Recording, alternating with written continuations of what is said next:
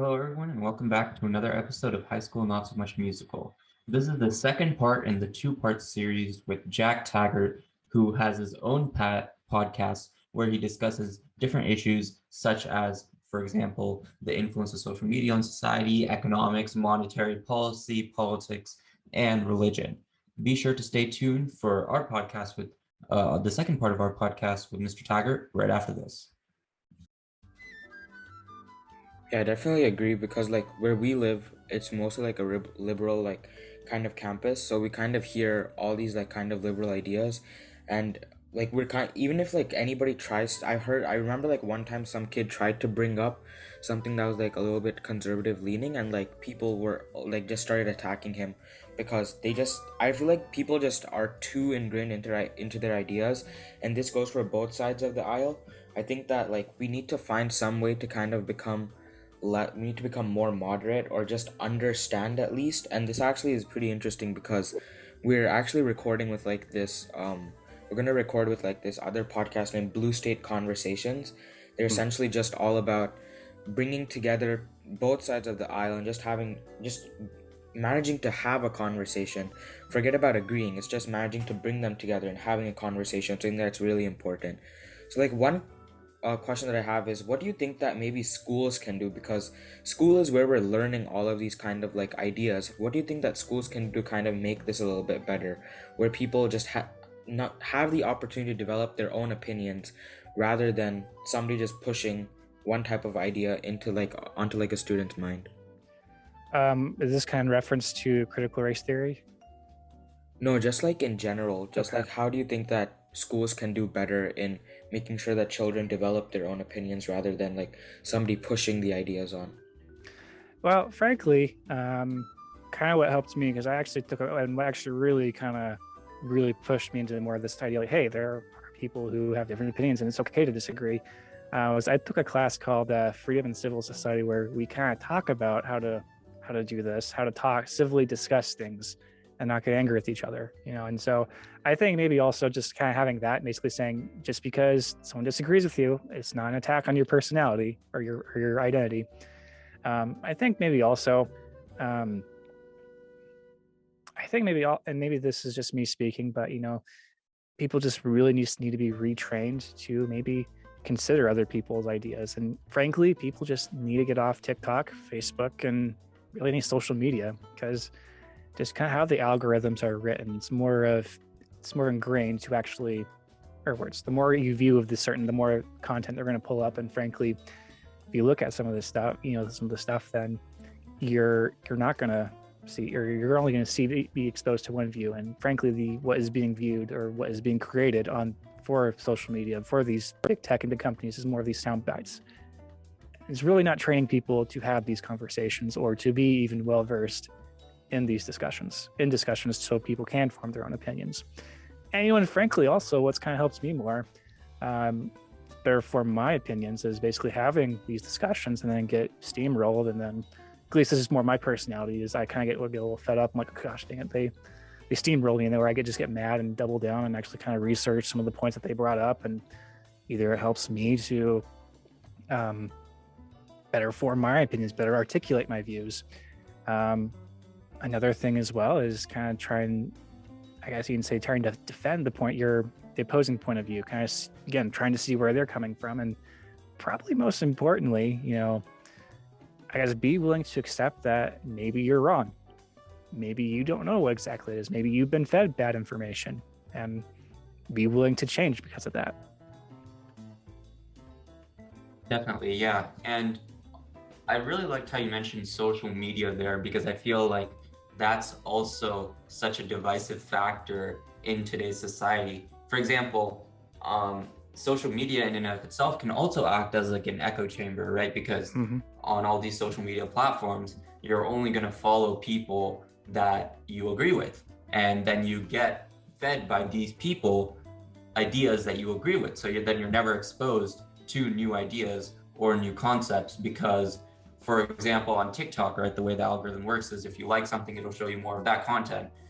So if I like if I'm a liberal and I like a post that is, or I like a video that is more liberal, And just then like if I can it, introduce, if I yeah, can interrupt, I use just for 1 second, I'll give it back. It's just like the extent to which this algorithm is like so accurate is like so crazy because I remember that one time I was on TikTok and I was like, I liked maybe one video of something to do with cars, and then like in the next maybe 1 minute, I saw five TikToks on that. So it's really reinforcing that idea that like if you like something, that's all they're gonna provide to you. So yeah, sorry for interrupting. You can go ahead, Ayush. Yeah, yeah, no. If I may add this as well, actually, I kind of just finished doing a podcast.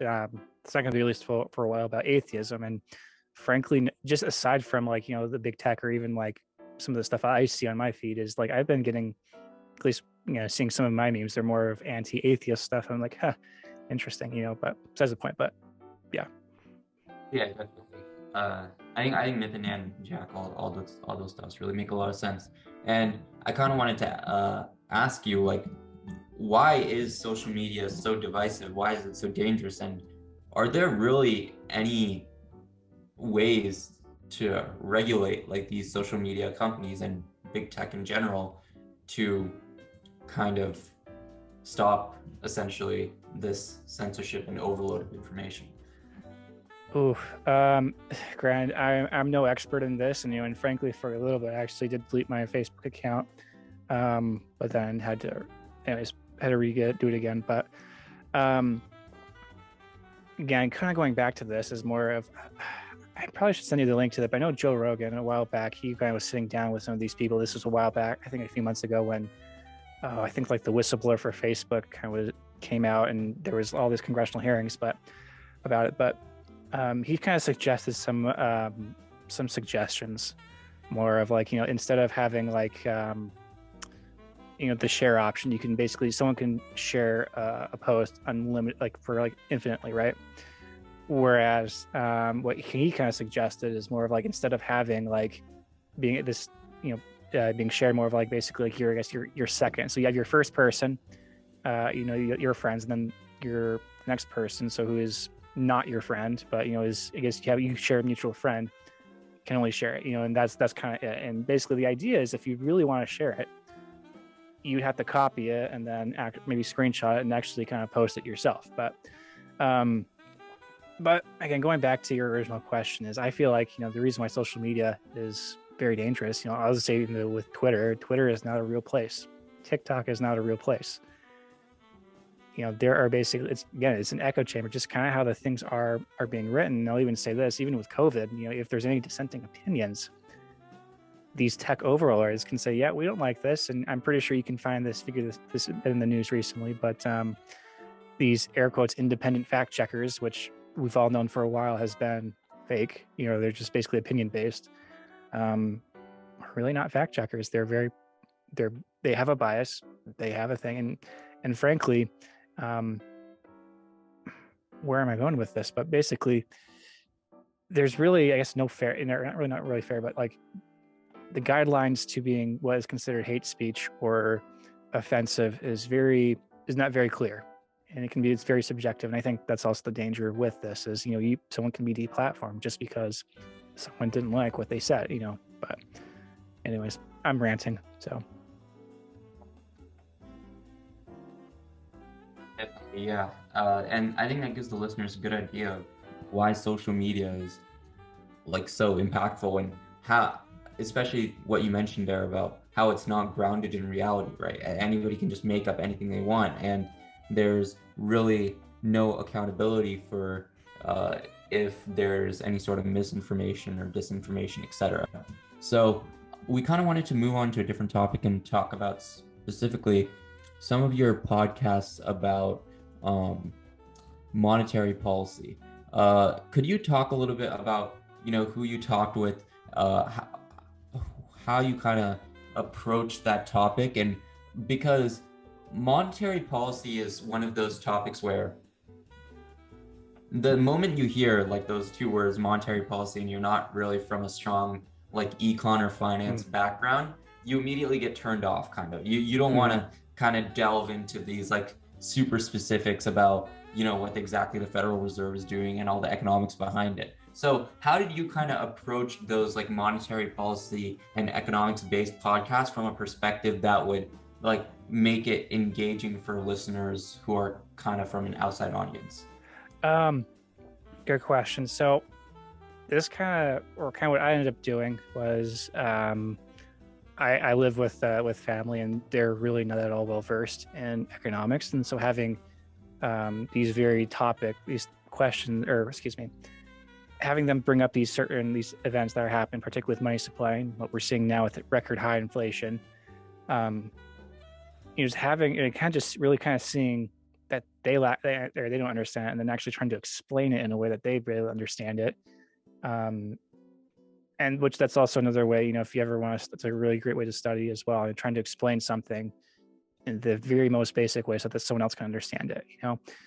But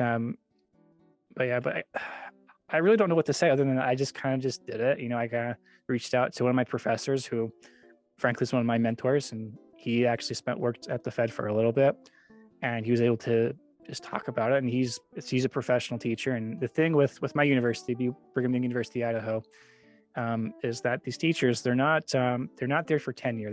There's no incentive to publish, and so because of that, their focus is on teaching. And particularly with my professor, is like he teaches a lot of students from different backgrounds, different majors, and so I wouldn't say he has to dumb it down a bit, but like he has to make it so he's well versed in being able to make sure that that students are able to understand it and pass his class.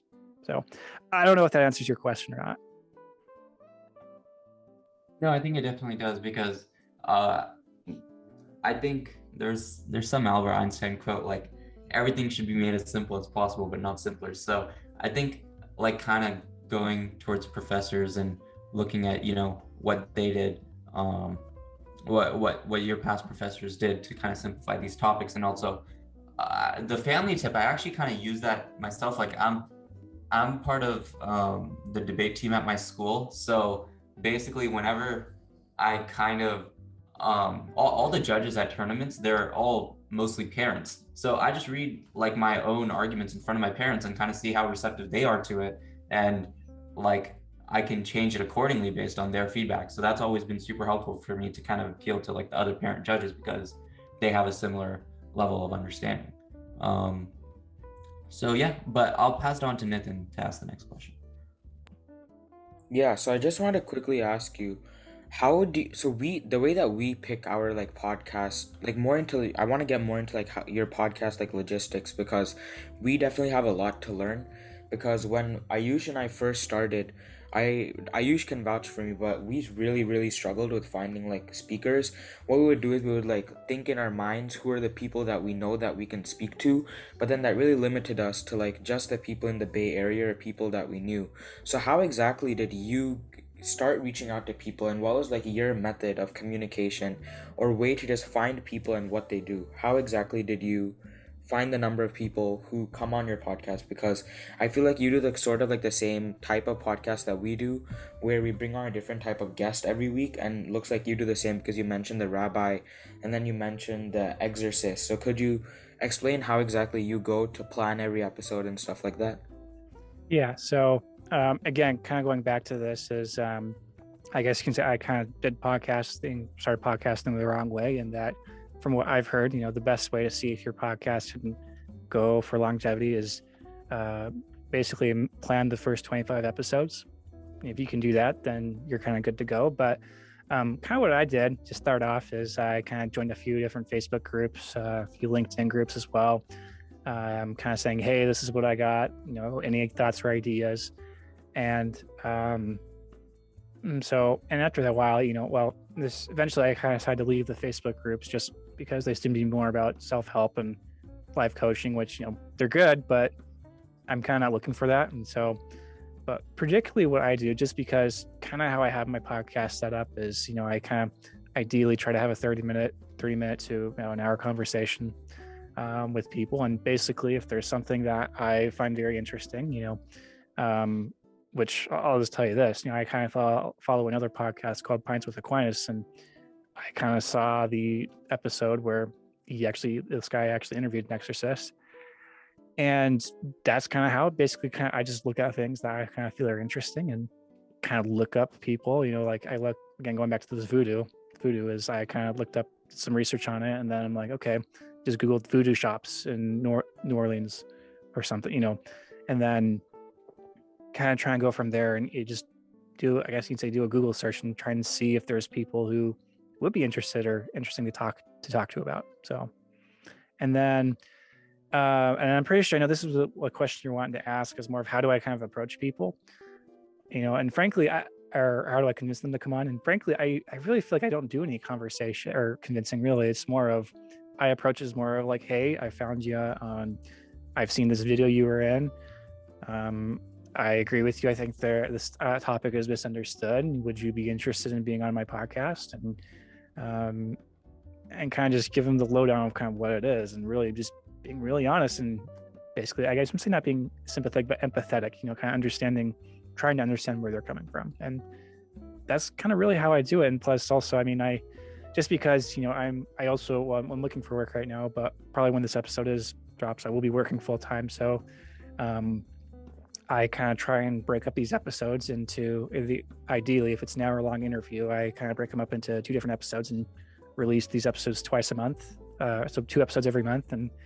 And so, yeah, that's kind of what I do. So I don't know if that answers your question, or you're like, okay, stop talking, or.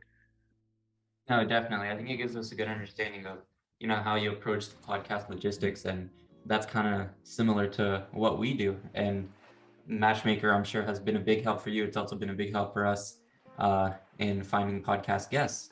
And at this point in the podcast, we're kind of winding down. So we're going to ask the infamous tips question that we asked to each one of our podcast guests. And essentially, you can give any tips or advice you want to current high schoolers, and it can be in regards to anything, So you mentioned that you have a strong religious and economic background, so you can talk about tips on that. You can talk about tips regarding like politics, if some high schoolers are like interested in political activism. I know a lot of kids at our school are. So anything regarding regarding these issues. So one thing I was actually kind of thinking, as I was kind of thinking you would ask me this question as well, but the biggest advice that I could give, granted I've been 7 years since I graduated high school. Best thing I could say is, don't care so much, what's going on in high school. I know this may sound counterintuitive, but you feel, and I understand this, high school, you feel like right now is kind of your life, and you guys sets you up, which, yeah, to an extent it is, but more of the social aspects, just don't care, don't worry about it, because I'll just tell you this, I went to prom with this girl, and since I graduated, I haven't seen her since. I mean, I have not had no contact with her as well. So really just don't care. And frankly, when you get to college, that's where the real fun begins, where you'll, at least in my experience, that is where you'll make the real friendships, the real personal relationships that'll last forever. Yeah, I think that's really the biggest thing that I can offer. I know that's really it. So. Yeah, so thank you so much, Jack, for this was a really great conversation for us, because it's kind of a breath of fresh air. We never really get to kind of talk about the conversations. We just kind of jump into the conversations. So Thank you so much for your time, and thank you so much for listeners to listening to this podcast. We'll make sure to link Jack's podcast in the description, and make sure that you check it out. It looks really interesting, and I'll definitely be listening to it. So thank you so much, Jack. Oh, thank you. High School Not So Much a Musical is hosted by Ayush Agarwal and Nitin Jaladanki. Narration by Samhit Padala. Music from Louis Luang Relaxation Cafe, Tune Pocket, and Infraction. If you like this show, please recommend it to your friends and family. Thank you for listening, and see you next time.